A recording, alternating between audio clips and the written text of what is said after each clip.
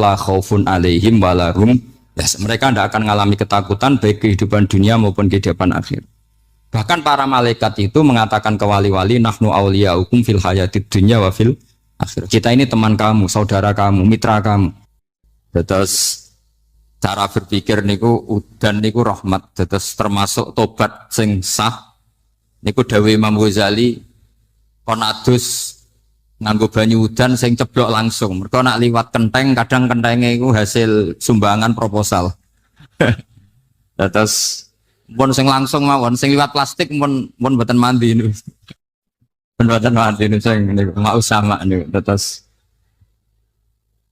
dulu di antara syarat tobat niku dawuh Imam Ghazali iku adus udan sing perawan, maksudnya sing asli ceblok saking pundi langit niku langsung sampean ombe. Nak tepak nggih tobat, nak mboten tepak nggih lara niku.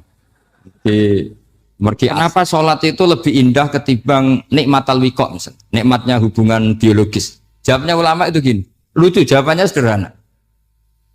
Nikmatnya kamu punya anak itu apa? Jawabnya ulama itu lucu. Kalau sakit dia sembuh, kalau hilang dia datang. Saya ulang lagi ya, kalau sakit dia sembuh, kalau hilang dia datang. Sekarang orang tua yang punya anak sakit koma di UGD atau di emergency, itu senangnya tuh mengalahkan kesenangan apa saja. Kira-kira orang yang berhubungan intim atau yang hubungan biologis dengan orang yang sedang anaknya sembuh dari koma, senangnya senang mana? Senang yang melihat anaknya sembuh dari koma. Senikmat apapun hubungan biologis, senang anaknya yang hilang ketemu. Nah, kalau anak ketemu saja orang seseneng itu, apalagi kita di surga. Ketemu zat yang lama kita sembah, yang lama kita rindukan, yang lama kita rindu. Kemudian ketemu di surga. Maka tidak ada artinya surga tanpa melihat Allah Subhanahu wa Ta'ala. Memang harus dijelaskan secara rohani. Akhirnya orang ngerti bahwa nikmat tertinggi di surga adalah melihat Allah Subhanahu wa Ta'ala. Karena kalau anak-anak muda mungkin protes, ya enggak, ya enak kumpul sama widadari gini-gini. Wah itu kan yang trauma bojone jelek gitu. Wah itu yang bojone jelek mesti kesusu masuk surga karena itu sudah jelek, cerewet, nggak mati-mati kan gitu. Terus dia ingin masuk surga mesti niate welek, mesti pikiran pertama itu kumpul widadari. Tapi ada ulama yang bikin analogi tadi, misalnya istri kamu cantik, kemudian anak kamu sakit, koma. Hubungan dengan istri sama dengar berita anak kamu sembuh, seneng mana? Seneng anak sembuh. Sama anak yang hilang, seneng mana? Anak yang hilang ketemu. Maka terus ulama bisa menjelaskan itu. Kalau orang ketemu anaknya seseneng itu, apalagi ini ketemu Tuhannya yang bertahun-tahun disembah, kemudian tidak pernah melihat. Di surga itu nanti kita melihat Allah Subhanahu. Makanya Allah begitu bangganya mempromosikan surga. Surga itu apa? Surga itu wujuhu yauma idzin nadhirah ila rabbiha nadhirah, yaitu wajah-wajah berseri-seri dan melihat. Itu tanpa dijelaskan seperti ini Anda akan janggal, enaknya di mana? Tapi setelah dijelaskan detail gini oleh ulama, maka kita akan tahu an-ni'matul uzma sing enggak ada perbandingannya adalah nikmat masuk apa? Surga karena melihat Allah Subhanahu. Ya jadi saya berkali-kali pokoknya minta sekali hadil umat harus umat yang rasional, terutama dalam mengemban tauhid. Karena tauhid ini yang disebut kalimah. Sampai Allah mengistilahkan kepada Nabi Ibrahim itu waja'alaha kalimatam baqiyatan fi aqibi. Kalimat tauhid adalah kalimat yang akan abadi di anak cucunya Nabi Ibrahim. Baik anak cucu yang karena gen mau anak cucu yang karena sebab, yaitu santri dengan kiai. Dan itu caranya gimana? Umat Islam jangan berhenti belajar mantek. Makanya di MGS, di Qudsiah, di TBS, semua pondok pasti ngajarkan mantek, di Bendan, ilmu logika. Itu tadi, kalau kamu tidak bisa menemukan tauhid dengan cara tadi, dengan cara al-alam mutaghayyir wa kullu mutaghayyir hadis la budda min bukhtis, paling tidak pakai ilmu yang dilakukan Rasulullah SAW. Itu masyhur itu. Saya sering cerita di mana-mana. Ada orang namanya Jubair bin Mut'im, Muhammad bin Jubair bin Mut'im. Itu dulu dia kafir. Dia orang pinter sampai dipasrai jadi negosiator untuk mengurus tawanan perang Badar yang ditawan Rasulullah SAW. Ketika datang di Medina, delalah pas maghrib, Nabi baca wattur wa kitabim mastur. Di antara ayat yang dibaca Nabi itu am khuliqu min ghairi syai'in. Masa manusia sebanyak ini kemudian mereka diciptakan oleh ketiadaan. Min ghairi syai'in itu oleh ketiadaan. Masa alam raya yang wujud ini, alam raya yang punya eksistensi ini kemudian penciptanya adalah ketiadaan. Padahal wal adamu la yakhluqu wa la yu'assiru wa la kadza wa kadza. Tentu sesuatu yang tidak ada itu tidak bisa dikatakan sebagai pencipta. Wong nggak ada, jadi faktor saja nggak mungkin apalagi jadi pencipta. Itu Nabi habis sholat langsung beliau sungkeman, ya Muhammad, saat ini juga saya iman. Karena logika yang dibangun ayat yang kamu baca itu menghabiskan semua logika saya. Intinya logika tauhid itu akan mengalahkan semua teori non tauhid. Itu yang disebut bal naqdhifu bil haqqi 'alal batili fayadmaghuhu fa idza huwa zahib. Kebenaran tauhid itu akan menghancurkan kekuatan apa saja. Fayadmaghuhu itu di tafsir Tobari disebut dorbatan tasujud dimah. Satu pukulan sing sampai menjadikan otak itu hancur. Lainnya disebut damagho, dimah itu maknanya otak. Maka kamu jangan khawatir kalau Islam didiskusikan di Uni Soviet, didiskusikan di Kanada, didiskusikan di Korea, pasti kalimatul tauhid akan mengalahkan kalimatul batil. Pasti ja'al haqqu wa zahaqal batil, innal batila kana zahuq. Tapi syaratnya kita harus kuat. Makanya saya ini senang sekali yang namanya ngaji itu, saya senang. Karena saya tadi bercita-cita ingin jadi dosen setelah mati. Karena di dunia sudah tidak jadi apa? Dosen. Saya ingin seperti Imam Amudi. Pertama ketemu Allah, beliau disuruh ngajar malaikat tentang ilmu apa? Matematika yang mengarah ke tauhid. Jadi diajarkan. Kamu tahu angka 2, angka 3, angka 4, semuanya bersumber dari angka 1. Berarti semuanya berawal dari 1. Gak tahu setelah itu malaikatnya dites lagi apa enggak, tahu. Pokoknya pas itu malaikat ya paham semua. Oke.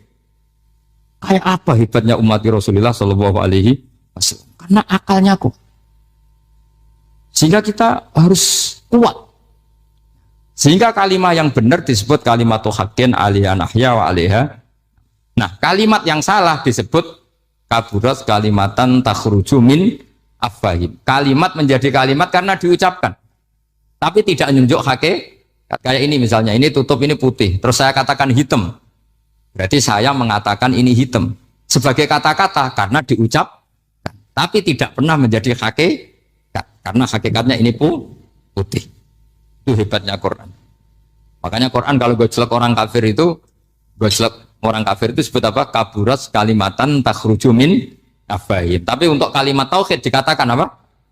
Yusabbitu walladzina amanu bil qaulif tsabit fil hayatid dunya wa fil akhirah. Sebagian disebutkan wa ja'alaha kalimatam baqiyah. Kenapa kalimat tauhid itu kalimat yang abadi? Karena Allah sebagai Tuhan di dunia juga sebagai Tuhan di akhirat, dan selalu Tuhan pada masa yang tidak terbatas. Itu disebut wa ja'alaha kalimatam baqiyah. Kemudian umatnya Nabi mengganti kalimat yang gampang. Allah punya sifat baqo, punya sifat akhir. Maksudnya akhir itu la akhirah. Terus semuanya. Yang paham ya alhamdulillah, yang enggak paham dikon ngapal no. Wujud kidam baqo mukhalafatul khawadisi qiyamuhu binafsi wahdaniyat kudrat irut. Wes paham. Lah kok sing rada alim terus roh bedane iki sifat ma'ani iki maknawiyah. Cara Mu'tazilah ngene, cara ahli sunnah ngene. Oh itu sudah kejlimetan baca. Sementing wujud kidam. Nah, kenapa pertama yang disebut wujud? Karena yang membedakan kita dengan paham ateisme itu ya sifat wujud, yaitu mereka mengatakan alam raya ini dimulai dari ketiadaan. Wah, itu akal mana saja itu nggak bisa nerima, masa ketiadaan menciptakan sesuatu yang ada. Maka kata Ibnu Hajar al Asqalani ketika mentafsirkan mensarai hadis salasun mangkunna fihi wajata halawatal iman. 3 hal ini kalau kamu paham maka menemukan manisnya iman. Manis itu enak. Terus kata Ibnu Hajar al Asqalani, saya masih ingat betul dalam sarahnya Fathul Bari, wa yusamma inda ahlil aql, misalnya al-iltizat al-aqli. Agama ini mengajarkan kenyamanan cara berpikir.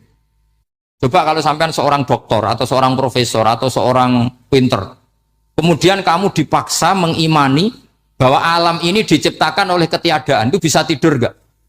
Oh, tidak bisa tidur.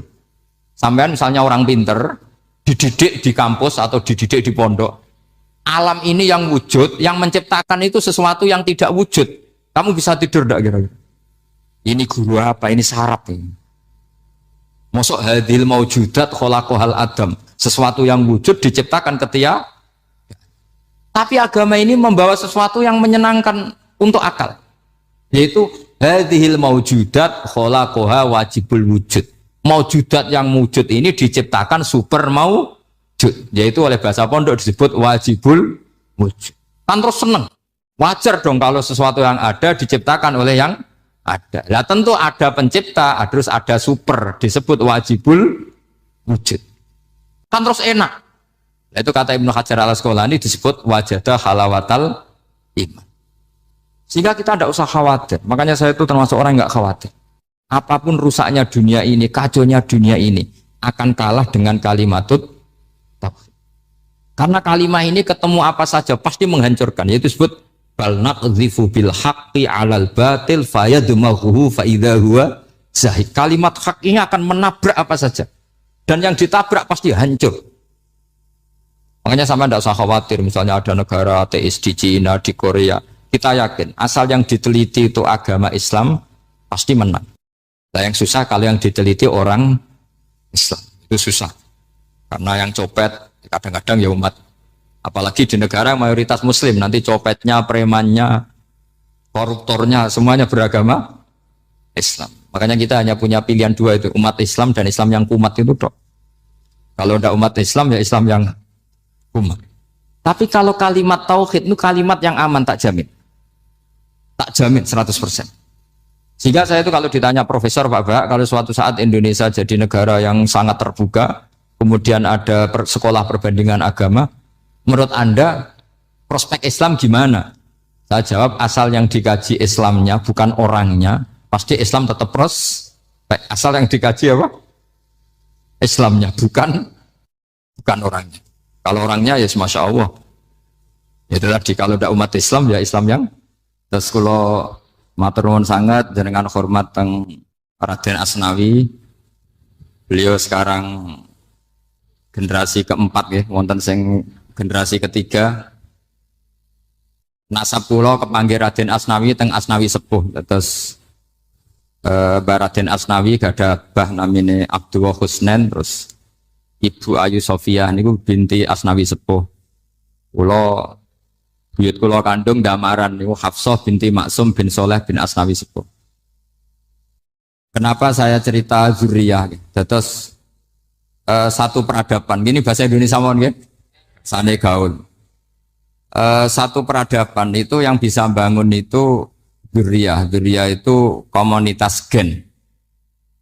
Meskipun nanti komunitas gen itu bisa disadap atau dibajak oleh orang-orang yang tidak gen. Jadi agak ilegal tapi itu sah. Karena sampean bisa misalnya kalah nasab sama saya, misalnya bilang nanti ketemu di Nabi Adam saja Gus gitu. Nanti pasti kita ketemu di siapa? Nabi Adam. Terus kedua, kekalahan nasab itu udah abadi karena nanti setelah jenengan ditanya di kuburan, bapak kamu siapa? Itu disuruh jawab Nabi siapa? Ibrahim. Terus kekalahan nasab sampean nanti berakhir di kuburan karena nanti dijawab siapa bapak kamu, disuruh jawab siapa? Nabi Ibrahim. Jadi yang punya bapak Karmen apa itu sudah selesai, sudah nggak dipakai lagi. Nanti pakai siapa? Nabi siapa? Ibrahim. Nah, kenapa saya cerita bahwa nasab gen itu akan disatukan oleh satu visi ilmiah yang objektif. Gini ku dawe Nabi Yusuf, wattaba'tu millata abai Ibrahim wa Ishaq wa Yaqub. Terus dawe Nabi Yusuf, maka nalana an nusyrika billahi min syai'. Jadi saya ngikuti leluhur saya. Ini dengerin ya, saya ngikuti leluhur saya, yaitu Nabi Yakub bin Ishak bin Ibrahim. Leluhur saya itu siapa? Maka nalana an nusyrika billahi min syai', yaitu keluarga besar yang tidak pernah melakukan kemusyrikan. Ya, keluarga besar kami punya tradisi tidak pernah melakukan kemusyrikan. Dan bahkan itu dibahasakan tidak mungkin kita ini melakukan kemusyrikan. Maka lana itu kira-kira kalau bahasa Indonesia itu kita ini tidak mungkin melakukan kemusyrikan. Nah, kenapa demikian? Itu berangkat dari logika yang permanen. Disebut yusabbitu Allahu alladziina aamanu bil qouli tsabiti fil hayatid dunya wa fil akhir. Logika permanen itu begini misalnya. Kita ini kan hidup dari bapak dari ibu terus sampai Nabi Adam. Kemudian setelah Nabi Adam ini berakhir, kemudian kita mau tidak mau berpikir Nabi Adam itu siapa? Terus diterangkan ternyata Nabi Adam itu satu makhluk hidup yang mulanya dari tanah. Lewat wahyu Allah, lewat titah Allah kun, kemudian jadi manusia yang bernama Adam. Sebelum Adam ada bumi, ada langit, ada cakrawala, macam-macam. Kemudian itu kita rumuskan lagi, asal usulnya adalah tidak ada. Adamiyun makhdun. Akhirnya kita tahu bahwa alam raya ini diwujudkan setelah dari tidak ada. Nah tentu terus kita berpikir, dari tidak ada menjadi ada itu pasti penyebabnya adalah sesuatu yang ada. Nah yang ada itu disebut wajibil wujud. Karena wajibil wujud ini wujud sendiri, nggak ada saingannya. Karena Allahu ala syai'amahu, Allah ada dan tidak ada pesaingnya. Maka kita ini berpikir nggak mungkin ada kekuatan manapun yang menyamai Allah. Sehingga nggak ada Yesus mungkin menyamai Allah, nggak ada Fir'aun, nggak ada Lata, nggak ada Uzza. Makanya disebut maka nalana an nusyrika billahi min syai'. Kita ini tidak mungkin melakukan kemusyrikan. Sama tidak usah tanya saya, Gus, tapi orang menjadi musyrik itu kan mungkin. Jawabannya itu tetap nggak mungkin. Kemusyrikan itu satu teori yang nggak mungkin. Tapi kalau orang musyrik itu mungkin. Memang akan dilibat. Tapi karena kita kenal yang membawa kita beliau banyak ke Korea. Saya itu beli pesolatan tuh bukan 1 2 sampai 2 kerdus 3 kerdus. Itu mulai dulu, mulai saya ngiai sampai sekarang. Tak bawa ke Sragen, ke Solo Tigo, termasuk tak bawa ke Korea. Jadi mungkin ya ini GR saya ngaji di sini itu barokahnya jualan pesolatan. Tapi bukan jualan yang cari laba enggak, karena tak gratiskan, tapi itu dagang akhirat lah kira-kira gitu. Jadi kalau saya masuk neraka kita era pantas, bakul pesolatan kok masuk neraka gitu, kayak itu nggak pantas itu. Karena saya termasuk orang ya yang cara berpikir itu optimis. Dulu di sini ada orang alim alama namanya Raden Asnawi. Terus kemudian sejarah agak berpolemik, ada yang mengatakan beliau itu muridnya Syekh Nawawi, ada yang mengatakan tidak. Apapun itu yang saya yakini adalah beliau ya saling istifadah lah, saling bermanfaat bagi Syekh Nawawi Banten. Saya punya catatan sejarah banyak tentang Raden Asnawi karena guru-guru kita itu akan ketemu di Syekh Nawawi Banten. Yaitu kita tahu misalnya saya ngaji Mbah Mun ngaji Mbah Zubair misalnya ngaji Syekh Fakih Mas Kumambang, ngaji Mbah Mahfud, terus ngaji Sayyid Abi Bakar Sato, terus ngaji Sayyid Zaini Dahlan. Kalau keluarga sini mungkin misalnya Gus Hafid, Mbah Niam, Mbah Zuhri, terus Raden Asnawi. Raden Asnawi kita tahu nikah dari istri mudanya Syekh Nawawi, yaitu Nyai Hamdana. Saya sering diceritani Mbah Mun, terus Nyai Hamdana punya anak yang namanya Zuhriyah dari Syekh Nawawi. Kemudian setelah dinikahi Raden Asnawi, punya anak namanya Zuhri, Minan, Ni'am, terus sampai ke Gus Hafid, Hafid bin Ni'am. Kenapa saya cerita ini? Karena kealiman itu adalah sesuatu yang dibanggakan Allah. Imam Amudi itu ulama ahli matematika. Jadi ada ulama itu ahli matematika. Dia nggak pernah ngajarkan pesolatan, zakat, sholat, tapi dia ngajar matematika. Kemudian dari matematika itu beliau menjadi ahli tauhid. Sehingga nanti Mungkar Nakir itu gak akan tanya dia marabbuka wa manabuka, karena dia punya rencana yang ngajar tauhid itu saya kata. Jadi kalau dia akan merebuka, pangeran kamu itu siapa? Malaikat malah dilawan. Kamu pernah ngajar tauhid? Saya ini guru tauhid. Singkat cerita, saking keramatnya Imam Amudi, kata Allah, ya Amudi, presentasikan ilmu tauhid yang lewat jalur matematika ke semua malaikat saya. Semua malaikat saya tahu cara berpikir matematis. Karena malaikat itu imannya itu iman mauhibah, karena dia malaikat. Ya iman karena tahu neraka, tahu surga, terus dia iman. Kalau kita enggak, kita iman tuh pakai logika, jadi lebih keren. Loh betul. Malaikat itu ketika bangga, ya Allah, apa ada orang yang imannya di atas kita? Jawabnya Allah ada. Siapa? Ya orang-orang kudus, kata Allah. Kira-kira gitu. Kenapa? Ya betul. Karena kamu iman saya itu wajar, kamu tahu saya, tapi mereka nggak tahu saya tapi iman. Kenapa bisa iman ya Allah? Karena mereka punya logika, punya akal. Akhirnya Imam Amudi disuruh sama Allah presentasikan logika tauhid kamu lewat jalur matematika. Malaikat disuruh dengerin semua, Isma'u ya malaikati, ini mimpinya wali. Terus Imam Amudi mulai mengajarkan nisbatul isnaini ilal wahid wa nisbatus salasa wal arba'ah ila ma la nihayatalah niku binisbatin wahidah, yaitu far'un minal asli wa wa al wahid. Mbok angka sebanyak apapun 2, 3, 4 sampai 1 miliar itu nisbatnya ke angka 1 adalah nisbatul far'i ilal asli, semuanya berasal dari 1. Maka hadhil awalim atau hadal alam ila ma la nihayatalahu, tetap semuanya ini cabang dari 1, yaitu wujud dari 1, yaitu Allah Subhanahu wa ta'ala. Sehingga semenjak itu ditiru sekian ulama, akhirnya malaikatnya mantuk karena kepastian kalau Allah satu yang diyakini malaikat itu sepasti logika yang dibangun orang-orang manusia ini, padahal tidak ngerti Allah Subhanahu wa ta'ala karena pakai akal. Sehingga di pondok itu orang harus ngerti mantek. Orang mantek itu ilmu yang jelimet tapi menyenangkan. Biasanya sing sinau ambek rokokan, sawangannya kayak filosof. Jadi paling gak agak paham dia alasan. Penting nikmati rokok, tak pikir nikmati pemikirannya, ternyata nikmati rokok. Kayak kemarin saya datang ke resepsinya Gus Agil, saya itu tertawa terus karena dengerin Habib Mutahar. Saya membaca bahayanya rokok, setelah tahu bahayanya saya berhenti membaca.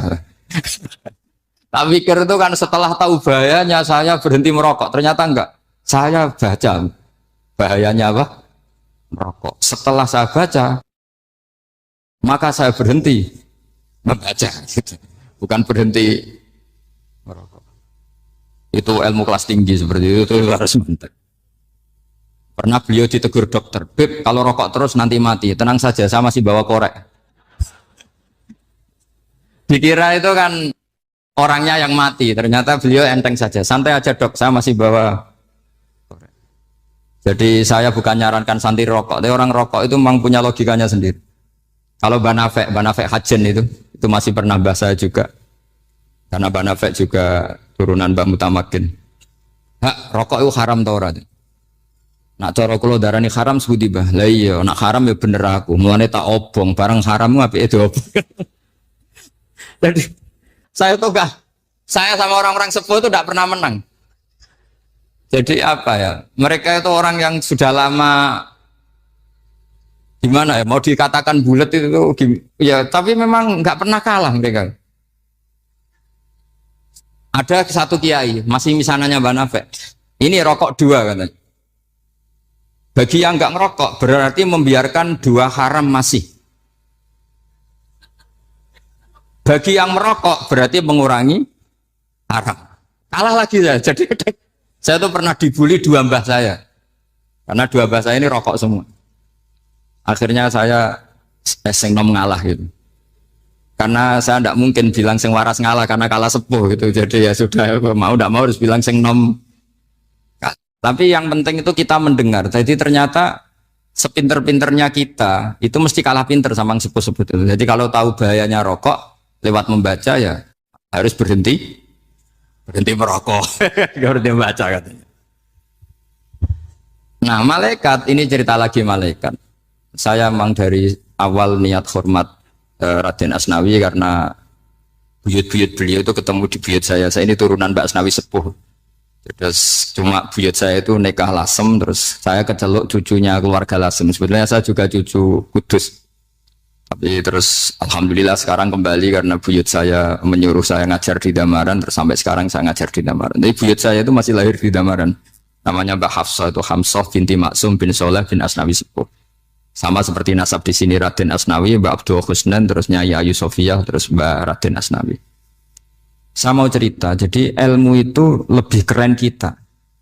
Sehingga Rasulullah Shallallahu Alaihi Wasallam pernah ngendikan, saya ini rindu sekali li ikhwani, kata Nabi itu ikhwani. Kata sahabat bilang, alasna ikhwana kaya Rasulullah, bukankah kita ini saudara kamu, saudara engkau ya Rasulullah?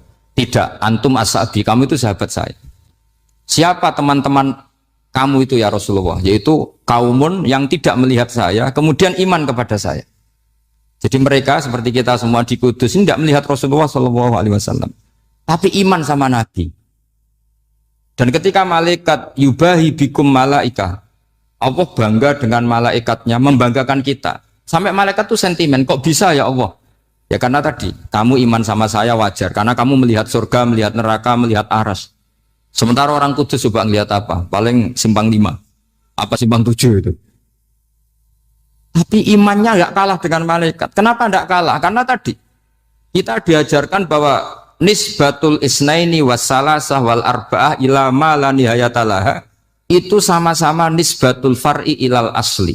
Tetap yang asli adalah angka 1. Jadi nggak mungkin aslu hadhil asya nggak dari Allah itu, nggak mungkin. Tetap dari zat yang 1. Kemudian tentu ini bukan nisbatul walad ilal walid, anak ke bapak tentu enggak, tapi nisbatul khaliq sama makhluk. Tapi apapun itu pasti 1.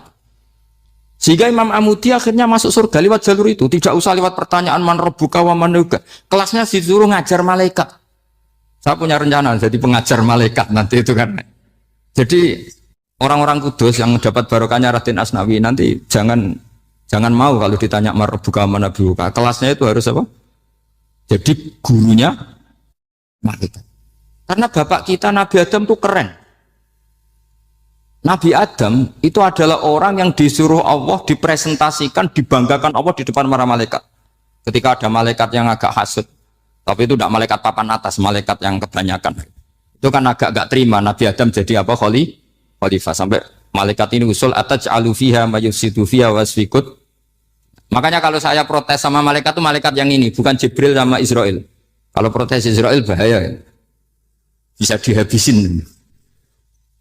Saya pernah ditanya seorang kiai, Gus jenengan gojlok malaikat kok berani? Ya karena malaikat yang jenis ini pernah gojlok Nabi siapa? Adam. Nggak percaya kalau Nabi Adam itu layak mimpin sampai protes ataj'alu fiha may yufsidu fiha wasfikut. Tapi apa yang terjadi? Allah mengajarkan satu ilmu di Nabi Adam kemudian disuruh meresentasikan. Qala ya Adamu ambihum bi asma'ihim. Adam, coba kamu presentasikan ilmu kamu. Nabi Adam fasih mempresentasikan ilmu, kata Allah, kamu bisa enggak sepinter Nabi Adam? Enggak bisa ya Allah. Makanya sudah saya bilang ini a'lamu malah.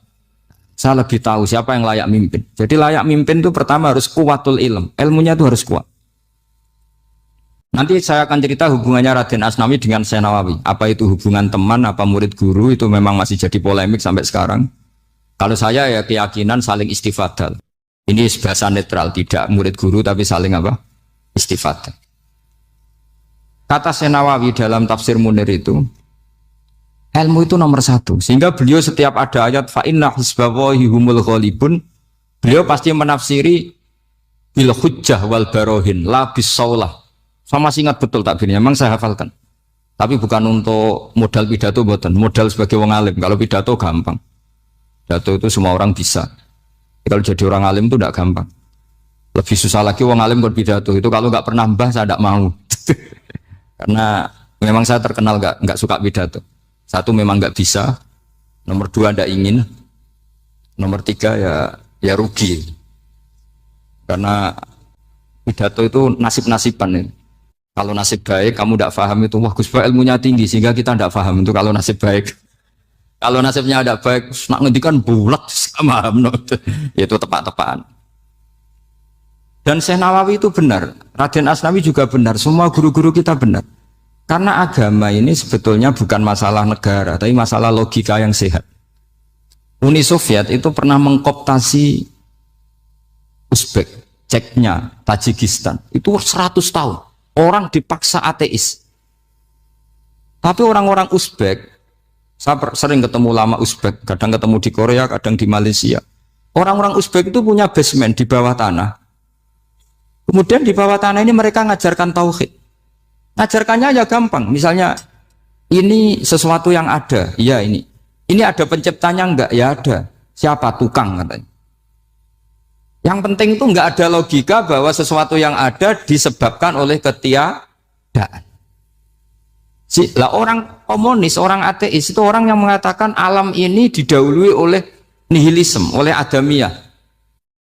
Masuk akal enggak sesuatu yang ada, penciptanya sesuatu yang tidak ada. Sehingga orang anak-anak Uni Soviet itu enggak pernah kepikiran membenarkan ateis, itu enggak pernah. Bareng Uni Soviet ada itu glasnost perestroika itu kemudian hancur, semuanya langsung menjadi negara Islam, termasuk Uzbek, Tajikistan, karena diajari ilmu. Bahwa ilmu itu yang enggak pernah kalah oleh negara. Sehingga saking pedenya Rasulullah SAW ketika Sulhul Hudaybiyah, ini agak jelimet, tapi gampang dicerna. Sulhul Hudaybiyah itu satu perjanjian yang semuanya merugikan Rasulullah. Yaitu kalau orang kafir masuk Islam disuruh kembalikan ke kafir, karena kafir itu bagi mereka habitat. Islam itu hal yang baru. Tapi kalau orang Islam menjadi kafir, nggak boleh kembali Islam, berarti kembali ke habitat. Semua perjanjian itu merugikan. Sampai masyhur Sayyidina Umar protes ke Rasulullah, jenengan masih nabi. Itu kan ekstrim tanya. Jenengan sampai sekarang masih nabi? Ya, saya masih nabi. Kenapa tanya demikian? Karena semua perjanjian merugikan Islam, menguntungkan orang apakah? Semua sahabat sebetulnya persis Sayyidina Umar protes, kecuali Abu Bakar. Lama-lama akhirnya di antara perjanjian itu berbunyi begini. Tapi saya minta satu hal. Orang boleh mendiskusikan Islam tanpa tekanan. Itu saja permintaan Nabi.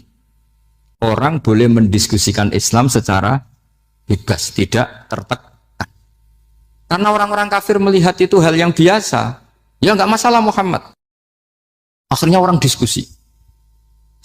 Islam itu apa sih? Islam itu orang yang menuhankan Allah. Allah itu siapa? Zat yang menciptakan langit dan bumi. Lama-lama orang kafir berpikir, wah keren, Tuhannya Muhammad bisa bikin langit dan bumi. Nggak kayak Tuhan kita, malah kita yang bikin.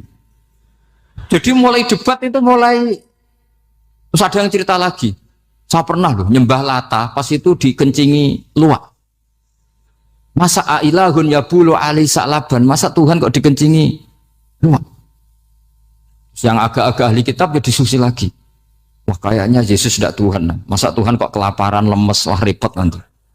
Jadi makanya Allah ketika gojlok wa ummuhu siddiqah kana yakulani ta'am.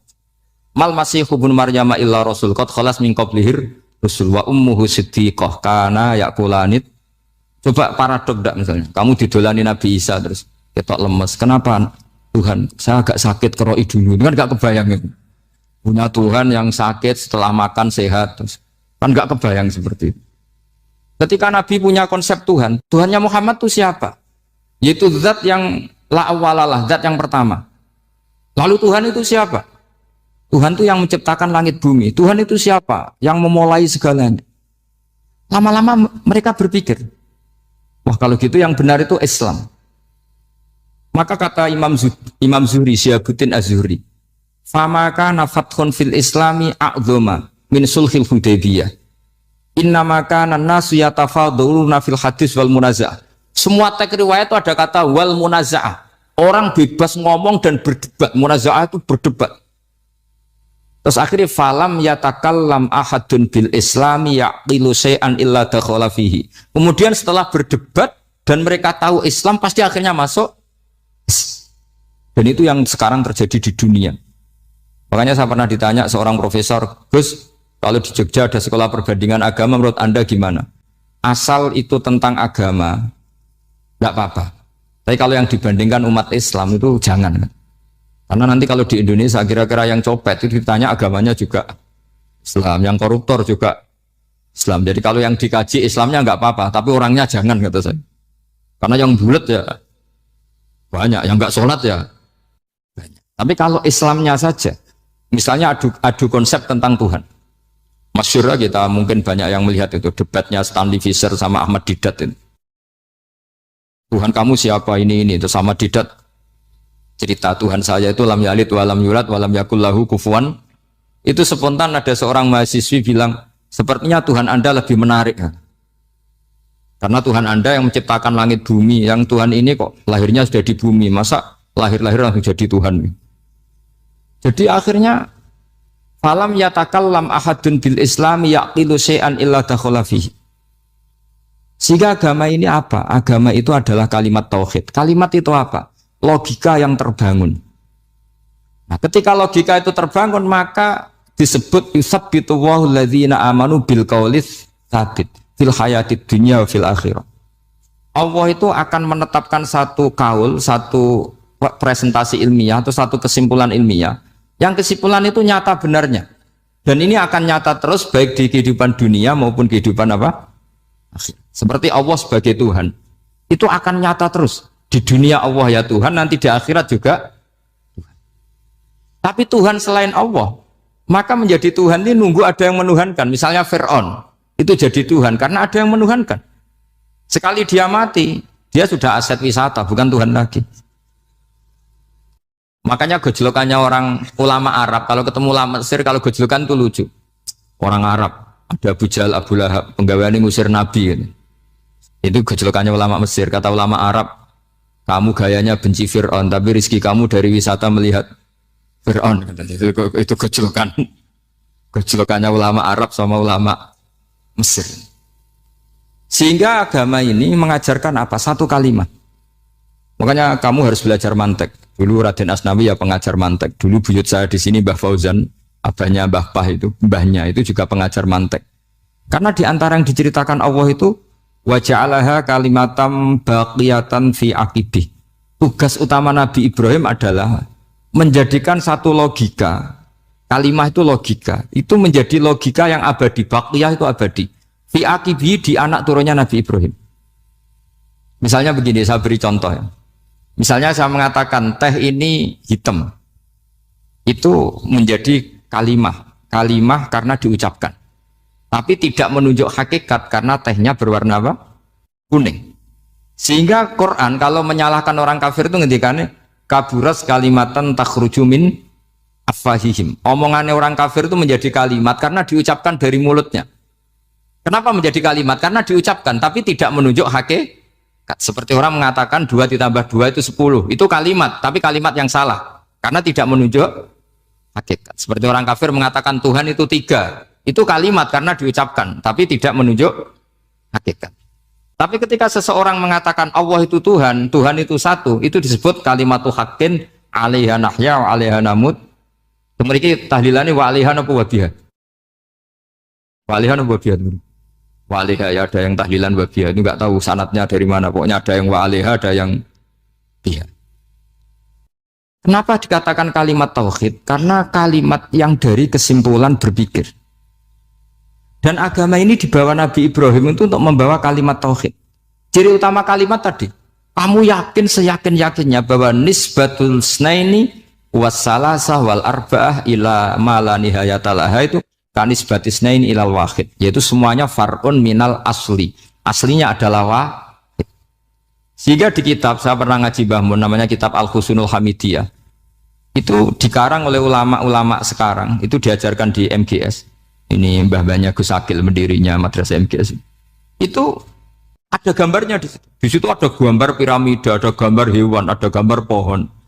Kata yang ngarang, gambar sedetail ini, sejelimet ini dimulai dari nuktah wahidah, tetap dimulai dari satu titik, dan ini disebut nuktatil wujud.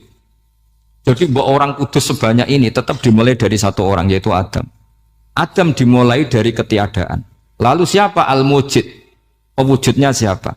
Hanya Allah Subhanahu wa ta'ala.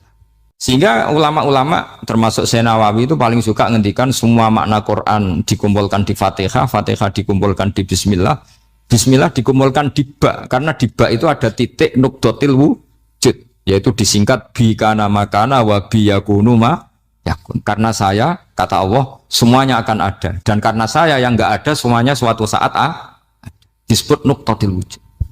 Nah, kita meyakini kalau Allah satu itu seyakin-yakinnya, karena nggak mungkin angka nggak dimulai dari angka satu. Begitu juga gambar seapapun jilumete. Misalnya sampean gambar zaman saya kecil, gambar paling favorit itu apa, kambing bertarung. Itu gambarnya kan susah. Daripada gambar kambing bertarung susah terus dibikin kotak saja, tembok. Kalau tanya gurunya, gambarnya mana? Di belakang tembok, Bu. Ini itu dulu saya diwarai anak-anak nakal. Jadi semua satu gambar itu disuruh gambar harimau, yang satu disuruh gambar kambing bentrok, yang satu disuruh gambar matahari, semuanya kotak semua. Ini itu, Bu, gambarnya di belakang apa? Tembok. Maka nggak kelihatan kata sih. Jadi gurunya kalah cerdas. Dan guru itu sebenarnya nggak pernah menang, karena murid itu lebih pinter. Itu teman saya dulu kalau ngaji itu, kalau tes itu ngerpek baca. Gurunya marah, kamu tes kok baca? Enggak ngerpek, Bu. Ini belajar di kelas. Katanya belajar kapan saja, di mana saja. Acuh. Jadi apa ya? Orang itu kadang yang salah itu lebih masuk akal kadang-kadang ini. Saya teruskan ya supaya ini dapat barokahnya Raden apa? Asnan. Saya mohon sekali ya, kalimat hakin itu harus kamu jaga. Caranya jaga ya tadi. Kalau kamu tidak bisa ilmu mantek, misalnya al-alam mutaghayyir wa kullu mutaghayyir hadis la budda min muhdits, itu kenjelimetan. Pakai saja teori umum bahwa gambar apapun jelimetnya itu dimulai dari satu titik. Karena nggak bisa, nggak dimulai dari satu titik tadi. Maka alam apapun jumlahnya nggak terhingga, tetap dimulai dari al-wahidul qahar, yaitu satu titik. Yaitu dalam konteks tauhid tentu itu Allah Subhanahu wa ta'ala. Sehingga Nabi Ibrahim itu orang paling sukses bikin waja'alaha kalimatam baqiyatan fi aqibi. Terus Nabi Muhammad begitu, sahabat gitu, sampai kita sekarang diajari ilmu mantek. Ilmu mantek itu logika yang nggak terbantahkan. Karena mau tidak mau. Kata Imam Syafi'i, fa innal uqula muttarratun ila qabulil haq, karena akal akan dipaksa menerima kebenaran. Dan itu yang terjadi di Uni Soviet. Dikoptasi 100 tahun untuk berfaham ateis, dilawan oleh ilmu, tetap menanamkan ilmu tauhid, ilmu mantek. Ketika Uni Soviet secara politik runtuh, semuanya menjadi muslim, termasuk negara-negara yang dulu dikoptasi.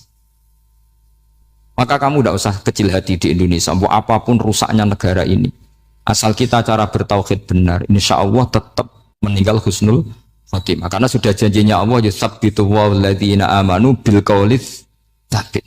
Sing jelas itu nomor satu tuh al qaulits tsabit. Memang itu logika yang masuk akal.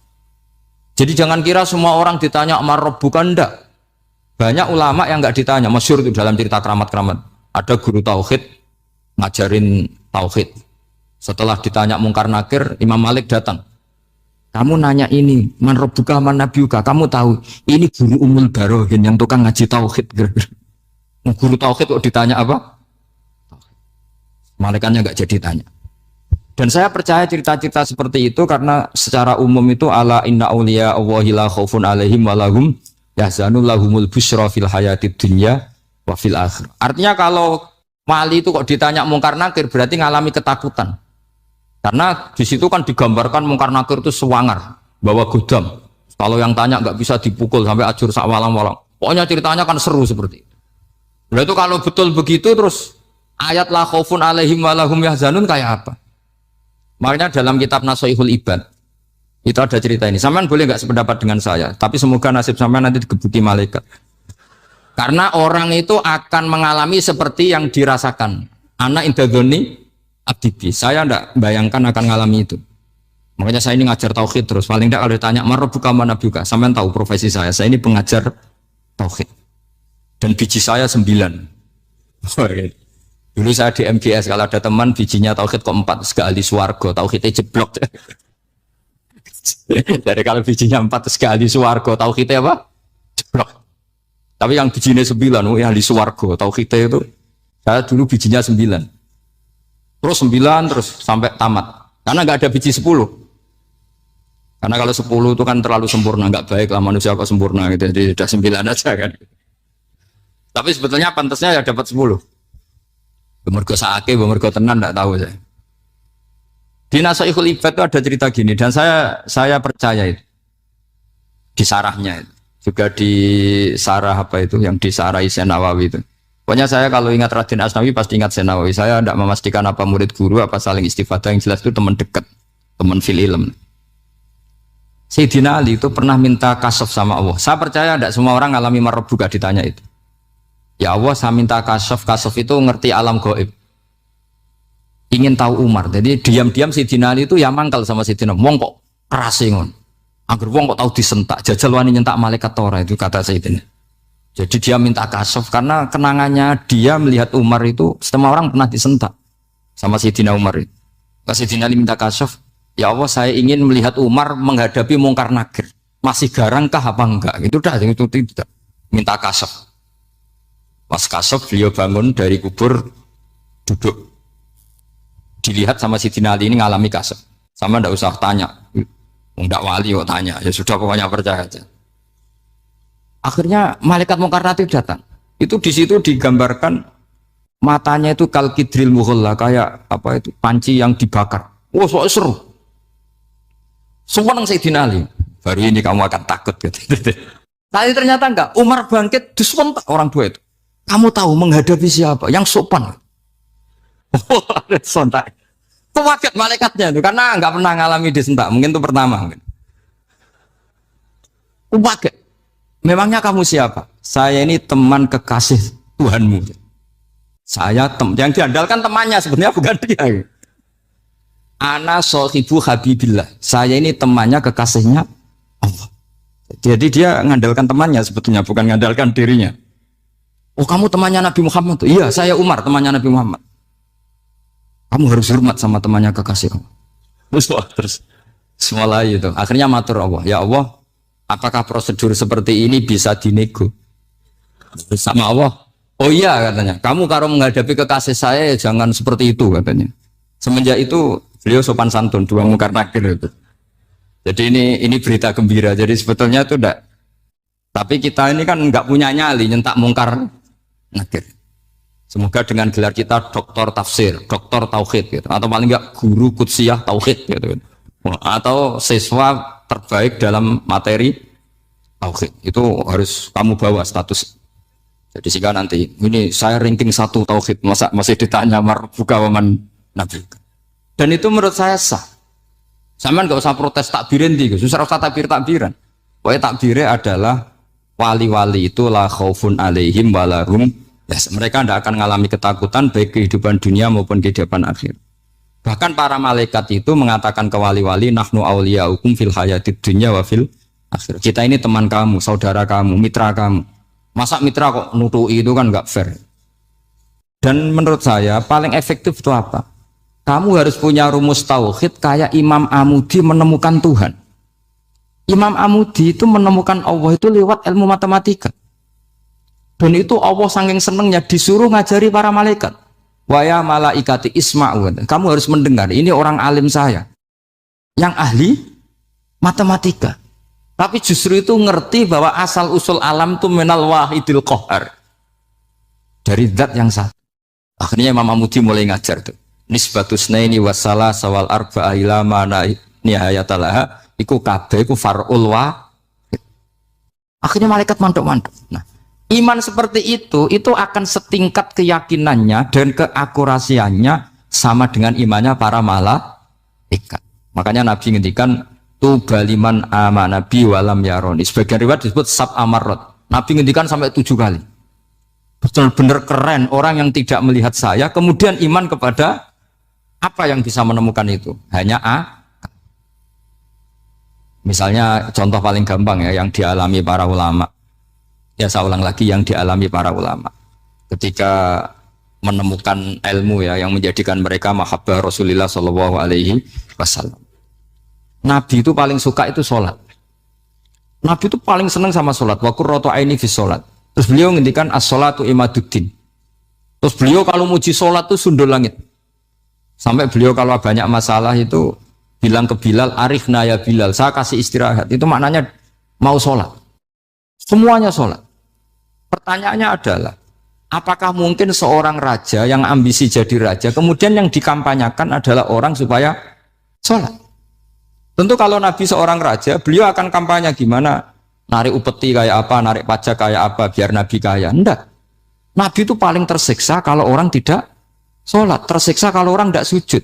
Loh, kalau beliau seorang raja, ngapain mempopulerkan sholat? Maka makna sholat imaduddin adalah sholat itu tiang agama. Maknanya tiang agama, kamu akan tahu betul kalau dia seorang nabi. Karena apa? Yang diajarkan adalah sholat. Coba untungnya apa bagi Nabi Muhammad ketika umat Islam sholat? Kan tidak ada untungnya sama sekali. Ya clear ya. Jadi terus sekarang masalah nasah mansuh ini kan clear tentang mukaddimah apa ilmu apa tafsir. Nama nasah mansuh itu kelihatan datar, tapi itu urgen sekali.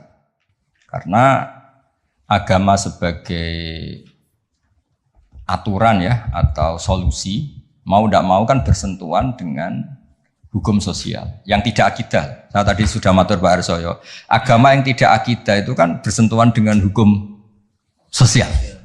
Kalau yang akidah jelas Allah itu satu, la ilaha illallah wahdahu la syarikalah. Kalau sosial, saking bersentuhan dengan sosialnya itu Pak Fathul Wahid, Imam Syafi'i itu punya istilah begini Pak Arsoyo.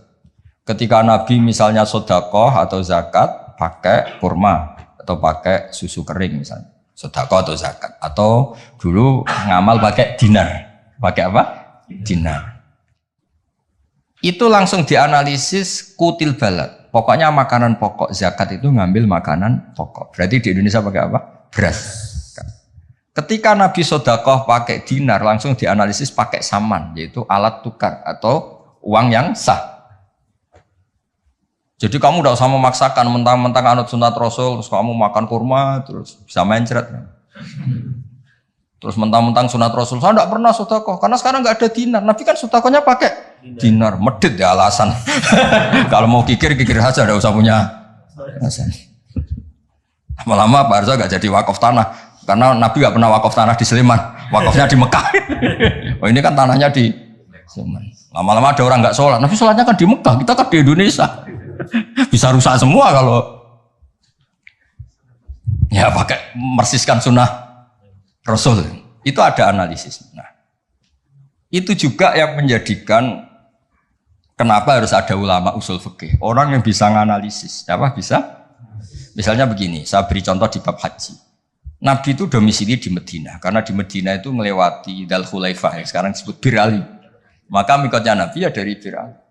Tapi kalau orang Yaman ya dari Yalamlam, atau orang Indonesia rata-rata terbang lewat Yalam. Mungkin orang tertentu di kawasan Jirona ya Jirona. Ada yang dari Tanim, ada yang dari Juhfa. Jangan mentang-mentang kamu orang Indonesia ikut sunnah Rasul terus memaksakan dari Indonesia di atas Yalamlam mohon niat apa? Ihram. Enggak, saya nanti aja dari Berali. Nabi kan dari lama-lama enggak ada orang berani nampak di Sleman. Nabi kan hidupnya di Medina kok. Sleman. Hadisnya mana? Ini panjang. Analisis itu penting supaya orang itu proporsional. Apa orang itu? Itu juga bagian dari ulumul Quran. Ulumul Quran. Sehingga kalau kamu nuruti persis, misalnya begini, saya pernah ditanya. Ini saya, Pak Arsoyo, Pak Fathul Wahid, kalau naik Innova atau naik mobil, kan mesti dungo, wes soleh lah, jadi tak alani mesti mergo wes soleh. Nak kowe lali numpak terus untuk gratis mangkat kabeh.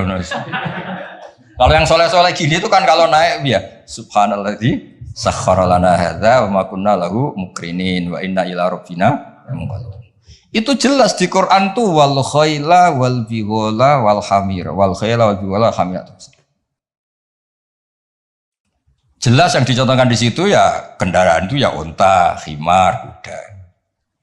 Dan karena yang dikendarai itu hewan, dulu Allah membayangkan juga litas tahu ala duhuri, kamu naik di punggung hewan itu, sumatazkuru ni'mata rabbikum idastawaitum alaihi wa taqulu subhanalladzi sakhkhara lana hadza.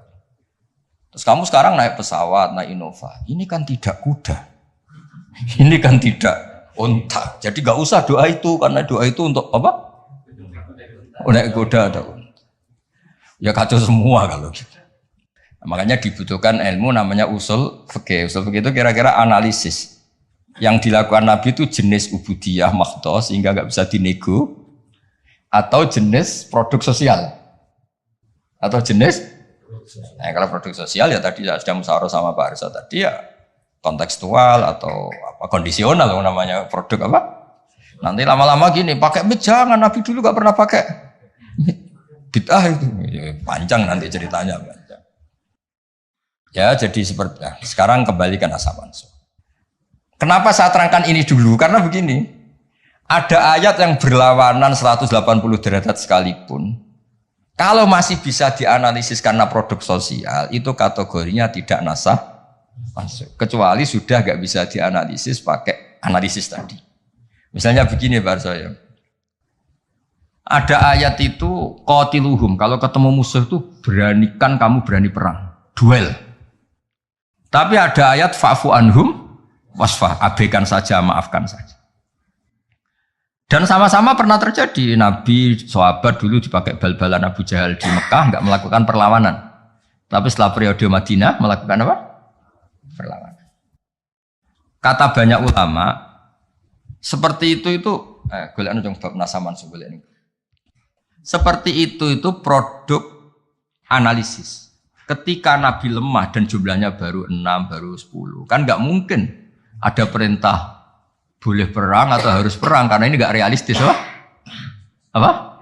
Nggak realistis. Sehingga ayat-ayat Makkiyah rata-rata ya produknya fa'fu anhum wasfa, maafkan saja, ya.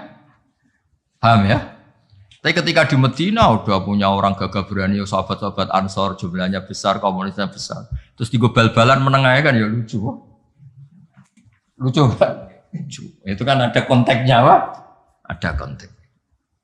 Nah, kalau seperti itu maka nggak perlu dianggap ayat fa'fu anhum wasfah dinasah pakai ayat perang. Ya sama lah seperti pertama orang Indonesia didatangi Belanda nggak tahu apa-apa zaman agresi, zaman dulu agresi. Bisa apa? Terus banyak yang terpelajar, banyak ada yang bisa jadi pilot, tentara sudah terbentuk, kiai-kiai komunitasnya besar, ya melakukan apa? Perlawanan. Tapi nggak perlu kamu katakan perlawanan itu satu hal yang harus karena ini Belanda penjajah. Daerah sekarang peradaban begini, kan yang ada kerjasama kan. Tapi dulu karena mereka datangnya musuhi, ya kan itu kan urusan kondisi, Pak. Ya kondisional, nggak bisa disamaratakan. Ya. Nah. Saya baca ya, masalah nasah mansukh itu. Nasah mansukh itu komentarnya harus persis seperti saya ini, itu baru benar. Kalau enggak, rapati benar. Ayat yang berlawanan tadi, jika konteksnya itu bisa dianalisis kondisional, maka masalahnya bukan nasah. Nasah mansukh itu ralat hukum. Nah, kalau yang enggak kondisional kayak tadi, Nabi pernah menghadap Baitul Maqdis, terus dipindah ke Ka'bah. Sampai sekarang ya harus Ka'bah. Dulu iddah ketika orang ditinggal mati suaminya pernah iddah itu 1 tahun. Wasiyatal li azwajihim mata'an ilal hauli ghairu ikhraj. Berarti pernah iddah berapa? Setelah itu dinasah ya tarabbas nabi anfusihinna arba'ata asyuri wa asyra. Jadi 4 bulan 10 hari. Nah, itu nasah mansukh karena enggak bisa dianalisis secara apa? Sosial. Ini kalau baca ya, yang bisa dianalisis secara sosial. As-salisu ma umira bihi li sababin summa yazulu sababu kal amri khinad du'fi atau khinad du'fi wal qillati bisabri was-safhi summa nusikha bi ijabil kital wa hadza fil haqiqati laisa naskhon. Apa laisa naskhon? Karena bisa dianalisis asal usulnya. Nah ini biar difoto itu apa ini? Mulai ini ma umira li sababin ini. Foto dulu nanti biar ada yang tanya. Nah sehingga kiai-kiai Jawa ketika meskipun ngaji Jalalain, ngaji kitab Jalalain, tafsir Jalalain, kan sering ada ayat misalnya lakum dinukum waliyadin, kadang sebagian dikomentari mansukhun bi ayatis saf atau bi ayatil kital. Itu kiai Jawa tidak ada yang ikut meskipun mereka baca kitab karena ngerti konteksnya, Pak. Ya, misalnya kita dulu ketika Jepang datang ke sini itu memang jajah, ya kita bilang ada revolusi jihad, misalnya resolusi jihad, ada resolusi jihad. Dulu Mbah Hashim, Mbah Ahmad Dahlan juga sepakat melawan penjajahan, apa ngelawan? Jadi ketika ke sini studi banding atau ke sini tukar ilmu ya nggak ada masalah kan?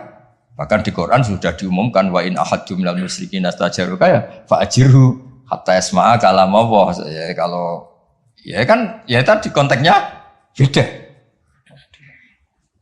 Ya konteksnya itu beda. Kemarin saya jagongan itu saya sama Pak Alwi Shihab, adiknya Pak Kures, kan dulu pernah Menteri Luar Negeri. Kata beliau, sekarang Gus ngomong rekonsiliasi cek susahnya, alasannya ngenang masa dulu. Nah, masa dulu ya ada yang sekarang nggak mungkin. Dulu pernah kan ada istilah zaman dulu pernah sedikit konflik dengan Malaysia, Pak Karno bilang ganyang. Ya masa sekarang kan ya jelas enggak itu. Itu kan konteksnya beda. Dulu Mbak Hasyim, Mbak Madalan bilang resolusi jihad. Ya sekarang kan enggak. Malah anak-anak ini nunggu ada beasiswa ke sana. Enggak belajar malah dulu ayah Amsterdam. Oh, bal-balan. Apapun itu kan yang seperti itu kategorinya itu ma'uzila li sababin, ma'uzila li sababin. Jadi hilangnya bukan karena hukum nasa manso, tapi karena sebab yang berbeda. Saya tadi jagoan Pak Warsoyo, dulu tuh orang, kiai-kiai termasuk buyut-buyut itu ngaramkan orang pakai pantolan ya, pakai celana, pakai apa itu? Dasi. Karena itu londo itu. Mantas sababi komen bahwa minum. Ya pernah kan ada era gitu. Lah sekarang rektor Universitas Islam Indonesia pakai celana, pakai dasi. Londo itu kalau dulu tuh. Sekarang enggak.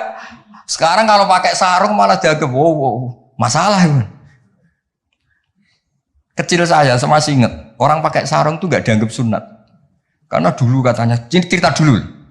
Wong sing nganggo sarung kalau Upyuk kalah terus kemulan turun ning rondan.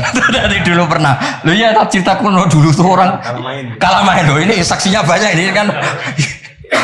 Dulu sarung pernah ya, nasibnya gitu pernah ya. Sekarang saja sarung jadi simbol pakaian apa? Santri. Dulu gak? Ya, masih ingat ya cerita itu. Upyuk kemulan, semain kalah, kemulan tidur dia mah. Cakro. Ya terus jangan bilang, oh ini sarung simbol orang kalah apa? Main kalah judi gitu. Jangan, sekarang konteksnya beda. Nah itu gak perlu kamu analisis pakai nasa. Maksudnya kalau suatu saat Anda baca ayat yang konteks maknanya kok beda sama sekali, nggak langsung boleh dianalisis itu nasa langsung. Ya aja konteksnya beda. Ya kira-kira gitu harusnya. Jadi di sini redaksinya ma'umiro bihi li sababin summa yazulus sabab. Saya contohkan tapi Pak Fajar nggak usah tersinggung. Misalnya kenapa sih Nabi itu banyak yang poligami? Orang di nikah Nabi itu bangga. Mertuanya ya bangga, iparnya ya bangga. Umatnya ya bangga. Saya tak tahu yang kamu nikah itu bangga apa enggak poligami. Sehingga dulu namanya Juwairiyah itu dulu ketangkep ketika perang. Wah itu orang Bani Mustalik itu bencinya sak boleh sama Nabi. Kelompoknya Nabi juga benci sama Bani Mustalik. Setelah Juwairiyah itu dinekah Nabi, semua tawanan sahabat yang di Bani Mustalik dilepas. Azharu Rasulillah, ini keluarga besan. Yang sahabat juga ngelepas Bani Mustalik karena keluarga punya ini jauh sekarang itu keluarga besar. Nah, maksud saya cerita saja, ada usaha itu nggak usah cerita. Cerita aja cerita, maksudnya cerita. Kalau kamu poligami itu kira-kira istri kamu, mertua kamu, ipar kamu bangga apa? Nek. Maksud saya bukan masalah boleh tidaknya. Kalau bolehnya boleh, lelaki itu boleh nikah berapa? 4. Loh, bukan berarti. Gak maksudnya kalau kamu merasa sunat-sunat banget itu perlu dipertanyakan di bolehnya boleh. Tapi kalau merasa apa? Sunah-sunah banget itu konteksnya itu dong ya. Udah usah diterusin itu banyak agak siap. Inginnya yang di belakang tuh kalau boleh boleh aja Gus, gak usah catatan-catatan ya gitu. Ya sudah pokoknya ini ngaji rileks ya. Sekarang ini masih ada waktu 30 menit. Sekarang tentang mukjizat karena ini yang paling panjang itu tentang apa? Mukjizat. Saya sengaja saya letakkan di akhir. Saya baca takbir orisinilnya dari hadis Rasulullah SAW di Shahihul Bukhari. Saya ulang lagi di kitab Shahihul Bukhari. Nah, di kitab Shahihul Bukhari nomor hadisnya itu 4.981. Kamu sudah hafal berapa? Ya, nomor hadis berapa? 4.981.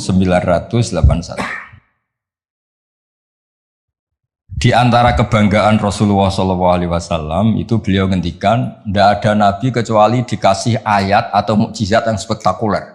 Kayak Nabi Musa kan bisa kayak simsalabim, mukul belah laut terus kering. Nabi Soleh juga batu besar ngeluarin onta. Ngeluarin onta, keren. Onta kok keluar dari batu besar. Ajaib lah. Nabi-nabi dulu itu ajaib. Tapi yang agak-agak kalau boleh dibahasakan, agak-agak gak rasional itu satu Pak Arsoy. Saya punya kitab namanya Al-Khusurul Hamidiyah. Itu pinternya bukan main yang ngarang. Saya gak pernah jadi rektor Pak, tenang saja. Gak, tetap keren jenengan karena pernah jadi rektor. Itu mau pinter toh gak jadi rektor. Dia bilang gini, mukjizat itu dari kata ajaza yu'jizu i'jazan ya kan? Ajaza yu'jizu i'jazan. Sesuatu yang bikin musuh itu gak berdaya. Berarti fahuwa mu'jizun fahuwa mu'jizun. Berhubung wakilnya perempuan karena ayat itu kan mu'annas. Akhirnya mukjizatun. Ya, ini masih punya sisa-sisa dulu ngaji lama ini di Kudus. Nggak tahu jadi begini. Dulu lama ngaji di sini. Ya berarti mukjizat apa? Sesuatu yang bikin musuh itu nggak berdaya. Nah sekarang kata kitab yang saya baca tadi, ketika tidak mampu, ya Fir'aun dan kawan-kawan mampu nggak punya tongkat untuk membelah laut? Nggak mampu kan? Umatnya Nabi Soleh mampu nggak ngeluarin onta dari batu besar? Nggak mampu. Nah kalau sekedar tidak mampu, siapapun tidak mampu bikin burung, juga nggak bisa bikin lautan. Kenapa nggak bisa bikin lautan nggak dianggap mukjizat? Ketika Allah bikin laut ya mukjizat, bikin burung ya. Mereka nggak bisa loh bikin orang kayak kamu gini kan nggak bisa. Nah, umatnya Nabi Pak Arso itu dilatih. Yang namanya mukjizat tuh ayat apa saja. Terciptanya langit dan bumi, gunung, Semeru sampai gunung Jogja, apa itu? Merapi. Semuanya tuh mukjizat karena itu ayat Allah yang orang nggak akan bisa bikin. Sebab itu mukjizat Rasulullah itu dianggap paling rasional karena nggak usah nunggu yang dasar-dasar yang. Jadi cara Nabi Muhammad kalau ketemu Nabi Musa gejolokannya kira-kira gini. Musa mukjizat kok ngenteni ono ngono barang. Memangnya orang bisa bikin ayam, bikin pitik, bisa bikin nyamuk. Kan sama-sama berstatus mukjiz, sesuatu yang orang lain nggak bisa, makhluk nggak bisa. Lah umatnya Nabi itu nggak dilatih yang gitu-gitu, dilatih inna fi khalqis samawati wal ardi waqtilafil laili wal fulki sampai kabeh la ayati liqaumi yaqilun. Kalau kamu punya akal tuh semua sudah mukjizat. Ngapain sih mukjizat kok nunggu gitu-gitu gitu. Clear ya? Jadi makna mukjizatnya tidak kena untuk umatnya Nabi Musa itu tidak kena. Untuk ngakui lemah saja kok nunggu pertunjukan. Bikin rambut aja kan ya ada. Bisa untuk ngakui Allah dijaya saja kok nunggu pertunjukan. Harusnya keseharian kita juga sudah ada pertunjukan Allah yang menunjukkan kita ini tidak siapa. Makanya di kita disebut wa ma min dabatin fil ardi wala ta'iri yatiru bi janahihi illa umamun amsalukum. Inna fi khalqis samawati wal ardi satrusya la ayatil liqaumi yaqilun. Enggak usah. Wa min ayatihi lailu wan naharu wasyamsu wal qamar. Semuanya itu sudah mukjizat, enggak usah nunggu. Nah, ini saya baca ya. Ngaji ini kondang. Saya baru ini ngaji seterhormat ini didampingi rektor sama sekretaris pembina badan wakaf. Kayaknya nanti kalau Mungkar Nakir ketemu saya, wah ini kayak hebat. Kenapa? Ngaji aja ditunggu rektor terus. Jadi rektor. Tapi tadi pas beliau nunggu saya, Pak Arso makom saya sudah yang kelima tadi. Tidak boleh hadir selain Allah. Jadi ya sudah. Akhirnya saya bilang, ini Allah sendiri yang mendatangkan, ini Allah sendiri. Sudah agak penting semua. Kalau pakai makom kelima, saya tidak terima kasih. Karena menolak kehadiran selain Allah tadi. Makomnya sudah kulillah, jumadarhum fi khawdihim. Kalau kamu masih butuh Pak Rektor, nak menurut sampean diangkat jadi dosen. Pak Fajar juga sudah butuh, dulu dosen nggak tetap, gara-gara kroninan terus jadi dosen tetap. Nggak apa-apa, tapi ini cerita guyon aja, tapi agak bener. Loh, kamu masih butuh kan? Kamu butuh kenal Rektor butuh nggak? Oh butuh sekali kan? Badan wakaf butuh sekali, nggak ngucur dananya bisa ditarik. Tadi Jogja sini bisa ditarik. Kalau makom saya tadi yang kelima tadi menolak hadirnya selain Allah. Itu makom musyahadah. Tapi saya enggak usah tetap syariat tuh, matur nuwun. Saya baca ya. Kata Nabi, sabda Nabi, ma minal anbiya'i nabiyyun illa u'tiya minal ayat ma misuhu amana alil basar. Ini di hadis Bukhari. Ikutnya juz 4. Wa inna ma kana alladhi utitu wahyan awhahu wa ilayya fa arju an akuna aktsarahum tabi'an yaumal qiyamah. Semua nabi itu punya mukjizat yang dahsyat. Tapi itu tidak ada apa-apanya dengan mukjizat saya. Mukjizat saya itu Quran dan saya berharap dari mukjizat yang rasional ini kemudian pengikut saya yang terbesar. Nah, itu komentator sarahnya ini Fathul Bari dikarang oleh Ibnu Hajar Al Asqalani. Pengarangnya itu kelahiran Gaza. Gaza itu kelahiran Gaza. Ya, jadi Bukhari itu kitab Sahih Bukhari itu pengarang sarah paling terkenal itu Fathul Bari. Pernah dengar toh? Dengar toh ya? Nah, ya, itu tak bacakan. Komentarnya bagus di sini. Saking bagusnya nanti di itu Hajar ya di foto. Komentarnya begini. Kenapa begitu ya? Kira-kira gitu. Pertanyaannya kenapa begitu? Ini rasional sekali cara analisisnya. Annal mukjizat al-madiyata kanat khisiyatan tusyahadu bil absor karena qati soleh wa asa Musa wa mukjizatul Qur'ani tusyahadu bil basirah fayakunu mayyatabi'u li ajliha aksar li annal ladzi yusyahadu bi ainir ra'si yang qaridu bin qiradi musyahidihi wal ladzi yusyahadu bi ainil aqli baqin yusahidu kuluman ja'a ba'dal awal mustamirran. Foto dulu, engko tak terang. Nah, iki sing khisiyah boleh khisiyah.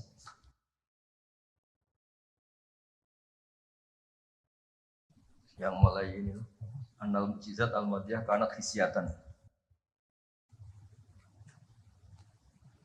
Ya nanti jeda asar terus yang ngopi-ngopi dulu ya kira-kira jeda setengah jam atau 1 jam habis itu ngaji apa? Hadis. Sesuai namanya tafaqquh tafsir apa? Ketuanya kamu apa, Mas? Kamu ketua ya? Saya biasa dengan pengembangan. Apa? Divisi dakwah. Ini mau kamu Islamkan? Sudah Islam. Rono Sadili. Itu kali Imam Sadili masih sugeng, namanya dicatat nggak terima. Imam Sadili itu ganteng, kaya, alim. Itu Imam Sadili. Terus jadi toreko apa? Sadili. Yang ganteng, alim, kaya. Bodak dosen gini ndak kaya raya ini. Nggak punya atasan. Ini atasannya banyak. Sama Pak Nanang aja kalah.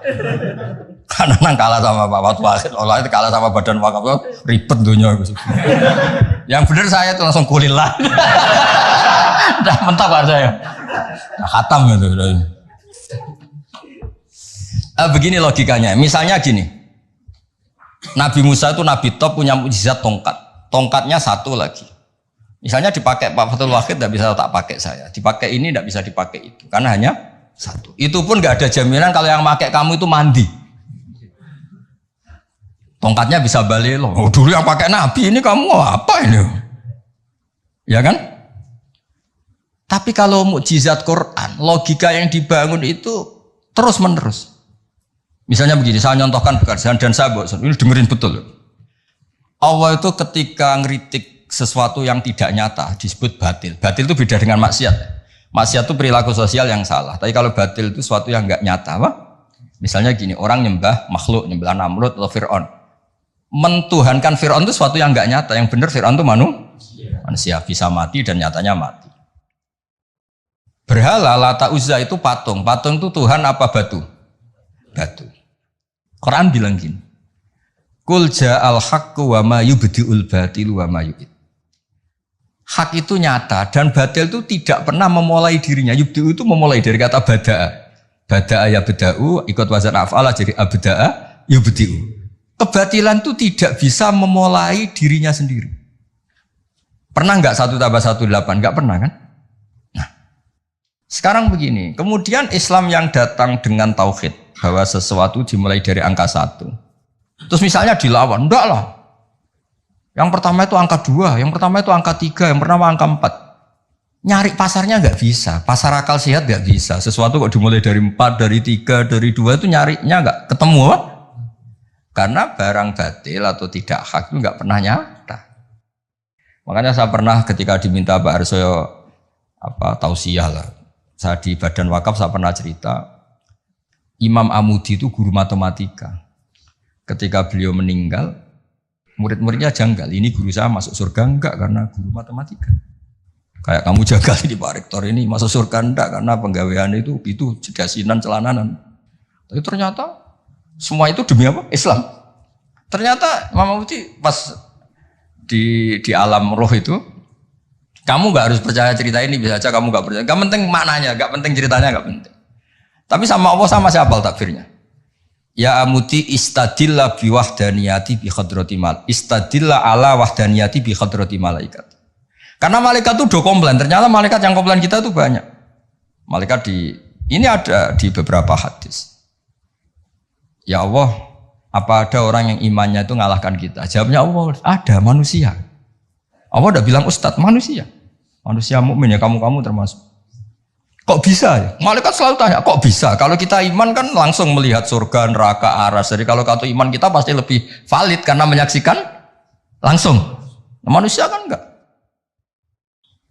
Di dunia kan macam-macam, ada dangdutan, ada macam-macam. Tapi ternyata imannya enggak tergoyahkan. Ternyata apa? Logika yang dibangun Imam Muti itu, coba kamu terangkan kenapa manusia yang di dunia seiman itu kalau saya ini satu. Jawab Imam Muti gampang, beliau nulis.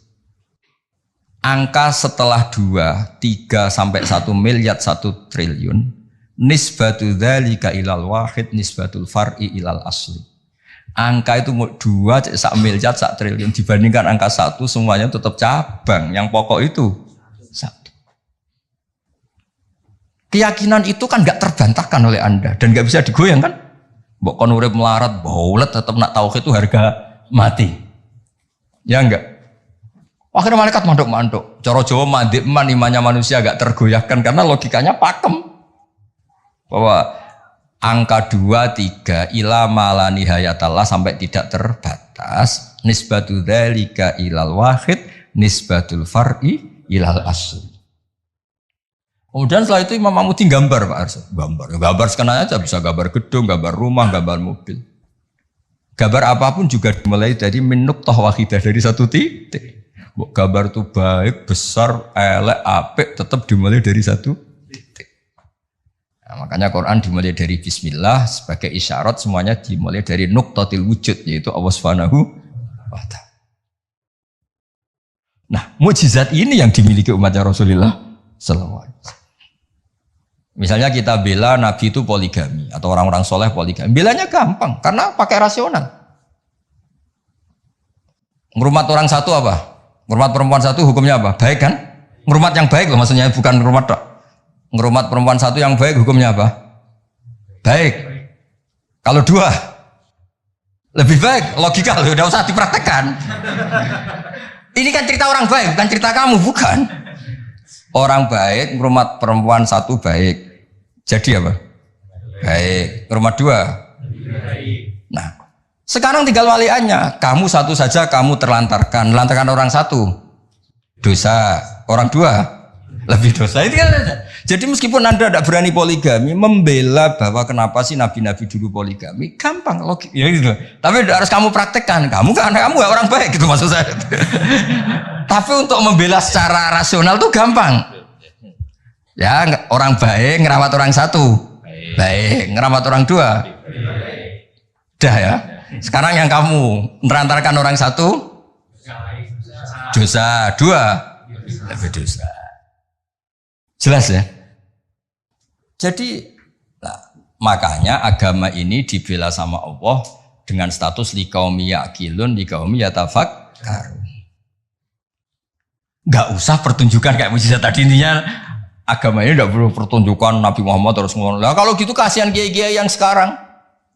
Misalnya, saya percaya kalau kamu ketua DPI asal bisa terbang ke Mekah.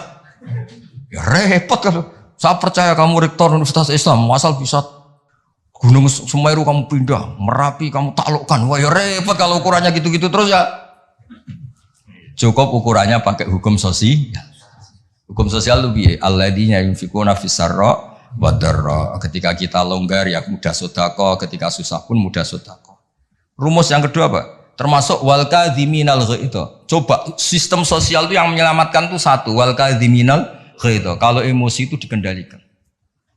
Coba andaikan Pak Waktu Wahid ketika jadi dosen, kalau emosi nabrak mabuk mahasiswa, kalau emosi nendang mahasiswa. Enggak akan jadi rektor, di penjara. Berarti yang menyelamatkan karirnya apa? Wal kadhiminal ghaidz. Sebagian hadis nerangkan apa? La taghdab faradadamiran faqala. Pak Arso juga sama, ini kan beliau dulu ketika sekedar dosen dan nampari mahasiswa, enggak akan pernah jadi rektor. Udah di penjara. Saya jadi kiai meskipun kata orang banyak salim terus nuwabo ikon langsung gagal jadi kiai. Artinya apa? Rumus sosial Quran dimulai yang penting kumpul sosial itu dermawan, yunfikuna fisarra wa darra. Terus hukum sosial lagi wal kadhiminal ghaidz. Kalau kecewa itu mudah memaafkan, bisa nyimpen wal afina. Coba semua tidak perceraian ya barokahnya wal afin mudah memaafkan. Kalau semua orang ngungkit-ngungkit yang enggak penting-penting, masalah semua kan satu Indonesia. Nah, aslinya gini, Islam tuh ngatur peradaban tuh logis saja. Saya kalau nyontohkan gini, kamu di Jakarta, merantau di Jakarta atau di Thailand atau di mana saja. Dan Anda melakukan sama teman kamu yang kamu cari zaman berteman itu kenangan kamu sebagai yunfikun, orang yang memberi. Al-yadul ulya khairum al-yadis sufla. Mampir ku pede. Misalnya ku itu konco jenis Parmin di Jakarta atau di Thailand. Ketika kamu kenal di Kudus, kamu sering ngamal, kalau kecewa ya tidak main tampar. Kamu mampir pede ndak? Pede. Coba kalau kebalikannya, ketika Parmin di sini kamu tamparin, setelah itu kamu kikir, mau mampir itu gak ada pede. Ternyata aturan pede juga diatur. Ketika Quran memulai cerita orang baik apa? Alladzina yunfikun. Yunfikun itu yang melakukan infak. Hubungannya dengan orang lain itu kalau bisa memberi. Kalau nggak bisa, ya paling tidak ganggu. Makanya Nabi ngendikan, izzat fima indanas uhibbakan nas. Kalau kamu nggak tukang ganggu harta orang lain, pasti disenangi manusia. Kamu didulani teman yang nggak akan pinjam motor kamu, mobil kamu kan tenang. Tapi kalau orang yang pelanggan minjem, waduh. Jadi intinya, andaikan peradaban itu dibangun begini kan enak. Contoh terakhir lagi mukjizatul Quran. Ada ayat walau kunta fadhdhan ghalidhal qalbi lan faddu min khawlik. Dimulai ayat fabima rahmatim minallah lintalahu. Muhammad gara-gara kamu sayang sama umat, kamu bersikap lemah lembut. Dan andaikan kamu itu bersikap kasar, maka orang akan bubar. Lan faddu itu mesti bubar. Lanya li tauqid, lan faddu mesti bubar. Nah, kata Ibnu Khaldun dalam mukaddimahnya ngendikan gini. Hadaddin, agama ini datang dengan rasionalitas peradaban. Bukan mentang-mentang dengan mukjizat. Hada Rasulullah man uyyida bil kauni kulli. Ini Rasulullah orang yang punya kekuatan alam raya, bisa melibatkan Jibril, Israel, Mikail, bisa melibatkan semua malaikat untuk menolong agamanya. Tapi Allah cerita agama ini diterima karena Nabi itu bersifat rauf, sayang, rahim, lemah lembut. Misalnya gini, ini mokal tapi tak cerita. Misalnya Pak Fajar itu bisa terbang ke Mekah. Kamu darani wow gak? Wow kan? Ternyata pas mau kamu hormati ketua boy plang. Bilang wow apa jancok kira-kira saja. Enggak, jujur saja. Ini masalah ilmu hak, gak usah. Gak ada gunanya kan prestasinya terbang ke Mekah. Wow kamu hilang kan? Padahal jelas dia bisa terbang ke Mekah, temu MBS gitu. Muhammad bin Salman itu yang nggak ngaruh. Yang pengaruh adalah sifat lintalahu bil mu'minina raufur rahim. Semoga gitu. Ini rektor, ini ketua badan wakaf, ini presiden, ini kiai besar. Yang ngaruh adalah sikap kasih sayang. Ketika itu dilanggar, lan faddu. Kamu hormat sama rektor, sama saya, misalnya kiai besar. Tapi misalnya pas kiai hormat, tua aku ikut bal-balan satu, mesti tuntas apa? Clear ya? Maksudnya gini Warso, ya mukjizat itu yang nyon sewu ditawarkan Rasulullah, yang diwasiatkan, yang disuruh pakai pegangan ini loh Quran. Pegang sebagai peradaban, sebagai akidah, sebagai perilaku. Ya, makanya mukjizat Quran mustamirah karena peradaban ini nggak terkalahkan. Mustamirah. Tapi kalau peradaban kok tongkat gitu kan terus repot sih. Dipakai apa? Dibilang gak mukjizat ini milik Nabi Musa, pas kita pakai ternyata gak mandi karena pemakainya kita. Tapi kalau mukjizat Quran kan jelas. Ilmu logikanya ketika Tuhan Esa kena kan tadi. Angka 23 dibanding angka 1 adalah nisbatul far'i ilal asli. Angka peradabannya kena. Poin peradaban kena hubungan dengan orang lain, al yadul ulya khairun minal yadis sufla. Jelas ya? Termasuk hubungan dengan istri. Allah tuh bayangkan hubungan dengan istri itu tidak baik-baik saja, itu niknya Quran. Di Warsa itu Quran itu bayangkan hubungan dengan istri itu tidak baik-baik saja. Wa ashiruhunna bil ma'ruf. Itu urusannya orang fa in ahbabtumuhunna, fa in karihtumuhunna. Karena Allah itu saking pinternya. Namanya kumpul itu mesti ada masalah. Makanya bayang kalau ada masalah dan kamu sedang nggak suka, boyo mikir hal yang kadang kamu nggak suka itu hikmahnya besar. Jadi Quran itu membangun peradaban dengan segala asumsi. Asumsinya adalah yang tidak kita inginkan. Fa'in kari tumuhun. Makanya kita dilatih senam otak. Wa asa antuhibu syai'an padahal wa huwa syarrul lakum. Waliannya juga wa asa antakrahu syai'an wa huwa khairul lakum. Kita tidak pernah tahu. Dan itu akhirnya itu yang menyelamatkan kita. Coba yang menyelamatkan kamu apa? Berpikir positif kan? Dan itu aturannya Quran. Satu pernah baca kitab. Dan itu kebetulan ada orang yang minta nasihat saya habis baca kitab itu. Dia ketika kaya raya jabat temannya banyak. Ketika miskin jadi buruh temannya tidak ada yang main. Dia ngeluh, wah ini orang munafik semua Gus. Ketika saya jatuh gak ada yang kesini.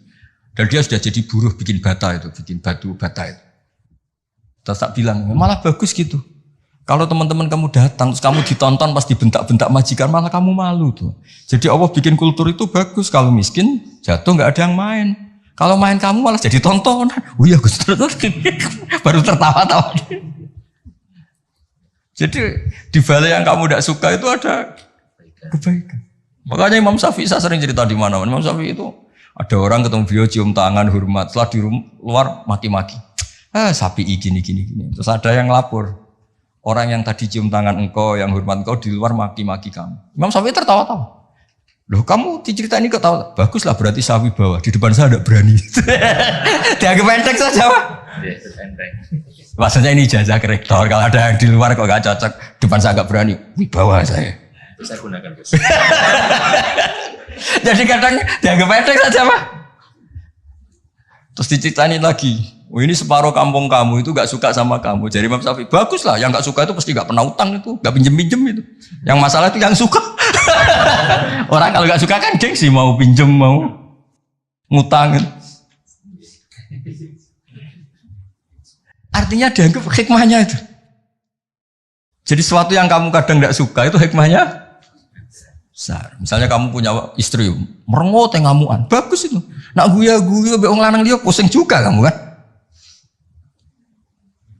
Ya, intinya itu apa ngajari kita senam wasa untuk ibu syai'au wa syarrul lakum. Kadang wasa antakrahu syai'au wa khairul lakum. Terus kita berkesimpulan gimana? Wa ya'lamu wa antum la ta'lamun. Sudahlah kita sebagai manusia yang lemah berkesimpulan yang tahu itu apa. Kita tahu apa? Kita tahu apa. Nah, hal-hal gini loh yang menjadikan Quran itu abadi. Ya, ini sebelum asar tak bacakan tak berbagi ini di kitab Itqan. Ini lebih bagus, lebih ekstrim. Itu tadi kitab Fathul Bari yang barusan tak baca Pak Fajar. Kalau ini dari kitab Al-Itqan. Itqan itu spesialis tentang ulumul Quran. Ini kalau mau Pak Arso ya. Wa aksaru mu'jizati hadhil ummah aqliyatun li farati dzakaihim wa kamali afhamihim. Wa li anna hadhihi syari'ata lamma kanat baqiyatan ala safahatid dahri ila yaumil qiyamah khussat bil mu'jizah al-aqliyah al-baqiyah. Jadi agama ini karena akan dipakai sampai kiamat, maka agama ini harus logis. Karena ini yang bisa menyelamatkan. Misalnya gini logis. Ketika saya hubungan dengan Pak Fathul Wahid baik-baik saja, karena hubungannya saling manfaat. Dan Islam mengharamkan madharati ke orang lain, merusak orang lain, merusak sarana umum. Dan itu yang menyelamatkan peradaban adalah Allah gak suka perilaku apa? Merusak. Kita di mana-mana kan baik-baik saja kalau kita tidak merusak hanya orang lain. Terus Allah cerita lagi, wa yuhibbul muhsinin misalnya, inna wa yuhibbul muhsinin. Kita hidup di mana saja kalau kita ihsan pasti baik-baik saja. Gak usah pakai mukjizat tongkatnya Nabi Musa tuh, mentang-mentung tongkat ngalor ngidul, pakai akek Sulaiman misalnya, gak usah. Yang menyelamatkan kita itu peradaban yang dibangun Allah Subhanahu wa Ta'ala. Nah, cari-cari foto Amit Pak Fajar. Nah, ini mulai itu. Jadi kalimatnya itu Ya kalimat di kitab Itqan ini jelas khussat bil mu'jizah al-aqliyah. Jadi kamu tidak usah terbang ke langit untuk tahu kalau Allah itu Esa. Juga ada harus coba saya ceritain Pak Harsoy. Ini di sini ada kalimat itu betul-betul sadis, tapi sadis yang baik. Wa aksaru mu'jizati Bani Israel kanat khisiyatan li biladatihim wa qillati basaritihim. Dasar bodoh, mukjizat agak wow, itu gak ngandel. Misalnya contoh barang gini. Andai kan Anda jadi Nabi Musa, Anda akan ya jadi rektor aja agak susah apalagi jadi Nabi Musa. Nabi Musa itu pernah debat Pak Arso sama Fir'aun. Pertama debat itu lucu, Nabi Musa kan disuruh Allah datang ke Fir'aun. Dia cerita, Fir'aun kamu tuh harus nyembah Allah, Allah itu Rabbul Alamin. Kata Fir'aun, Tuhan kamu itu siapa kalau gitu? Ya Rabbul Alamin, Rabbus Samawati wal Ardi yang nuhani langit dan bumi. Dari Fir'aun gini, terus manggil Haman, Haman itu ajudannya. Jangan dibahasakan arsiteknya, nanti tersinggung ini yang arsitek. Sebenarnya Haman itu kan arsitektur. Iya kan? Enggak usah. Jangan terus arsitektur berarti jabatannya apa? Jangan. Ini arsitektur yang Islami ini. Kata Fir'aun. Ini contoh bahwa akal dengan dasar itu menang akal. Saya ulangi, akal dengan dasar itu menang akal. Kata Fir'aun gini, saya jalan-jalan kemana-mana setahu saya yang dituhankan saya. Karena dia pakai contoh fisik. Khisyah itu fisik yang bisa diindra. Ma'alim tulakum min ilahin huiri. Saya jalan kemana-mana ternyata yang jadi Tuhan itu saya. Nah terus akhirnya Nabi Musa bilang, Tuhanku yang menguasai langit. Loh, Fir'aun malah kurang ajar lagi bar saya. Haman sini. Ibnili sorkhan. Ya Haman ibnili sorkhan la'ali abluhul asbab. Asbab as-samawati fa'atoli'a ila ilahi Musa. Haman, saya bikinan piramida yang tinggi. Saya mau ngintip Tuhannya Musa. Padahal Nabi Musa tahu, meskipun diintip juga gak kelihatan kan. Jadi Nabi Musa, saya saja gak pernah lihat, apalagi kamu. Nah itu kan masalah kalau betul sudah bikin piramida. Gak tahu ini pas kuliah belajar apa lihat piramida, gak tahu. Nah, kan masalah ya. Gara-gara orang Bani Israel memaksakan semuanya itu khisyah. Ukuran nyata ndak itu apa? Khisyah, fisik gitu. Nah, ini khisyah. Ternyata apa Pak Arsoyo? Yang bisa mengalahkan Fir'aun itu logika yang dibangun Nabi Musa. Makanya di alam roh itu Nabi Musa itu ditanya sama Allah. Musa, keinginan kamu yang belum kesampaian apa? Menjadi umatnya Rasulullah Muhammad. Kenapa? Karena itu rasional Pak.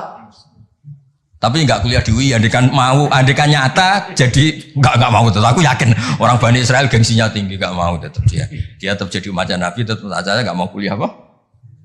Masuk Nabi di direktori, gak Nabi kan nggak mau. Yang bisa mengalahkan apa Pak Arso? Ini cerita nyata, pentingnya rasional. Dasar sama rasional itu menang. Kan pertama debat, Tuhan kamu itu siapa? Rabbus samawati wal ardi wa ma bainahuma in kuntum muqinin. Fir'aun masih belum kalah. Debatnya depan umum, ada ajudan-ajudannya ada. Jangan bilang ada pembantu rektor, jangan ada ajudan-ajudannya. Kalau ada wah rektor nanti wah rektornya berarti mewakili. Wah bahaya itu kalau contoh itu. Nah ternyata jurus yang menang itu jurus rasional.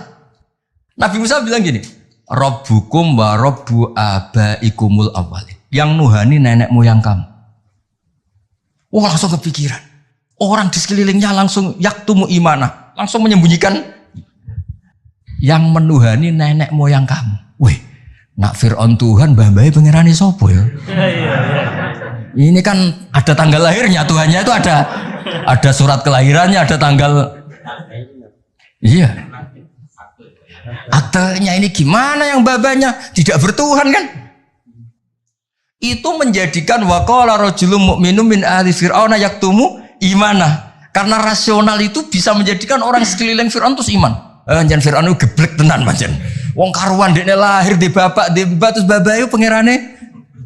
Leluhurnya Tuhannya siapa kalau Tuhannya dimulai dari dia? Akhirnya banyak yang diam-diam itu iman. Berarti apa? Jurus menjelaskan yang dahsyat mulai melibatkan piramida ternyata kalah dengan jurus rasional. Nah, makanya apa mukjizatnya hadil mah khussat bil mu'jizah al aqliyah al bagiyah. Nah moga Pak Fajar foto gak lewat Pak Fajar, lewat kula niki luwih keren niki. Nah niki kata-kata yang ini aja yang langsung apa? Khussat bil mu'jizah. Ini ya, kata-kata khussat bil mu'jizah al aqliyah al bagiyah. Dah. Ah ya lengkap. Ini kitabnya kitab-kitab judulnya di foto ini Fathul Bari sama